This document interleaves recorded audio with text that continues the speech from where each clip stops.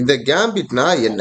ஒரு பீஸையோ ஒரு பானையோ சாக்ரிஃபைஸ் பண்றதுதான் இங்க நம்ம கேம்பிட்னு சொல்லுவோம். கேம்பிட்ல எக்கச்சக்கமான டைப்ஸ் இருக்கு. உதாரணத்துக்கு இங்க E4 பிளாக் E5 ரிப்ளை பண்றாங்க. சோ இது கிங்ஸ் பான் ஓப்பனிங். சோ இப்போ ஒயிட் இங்க சென்டர் ஆக்குபை பண்ணணும்னு டிசைட் பண்றாங்க. அதுக்கு டிஸ்டர்பன்ஸா இருக்கிறது E5 பான்.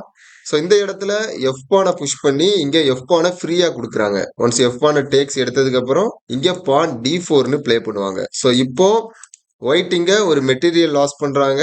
ஆனா ஒயிட்டுக்கு சென்டர்ல நல்ல கண்ட்ரோல் கிடைச்சிருது. ஸோ இப்போ நாம பானை F4ன்னு புஷ் பண்றத நாம கிங்ஸ் கேம்பிட்னு சொல்லுவோம். கேம்பிட்ஸ்லயும் நிறைய டைப்ஸ் இருக்கு. வெறும் பானை மட்டும் கொடுத்து பொசிஷனை ஹோல்ட் பண்றது இல்ல.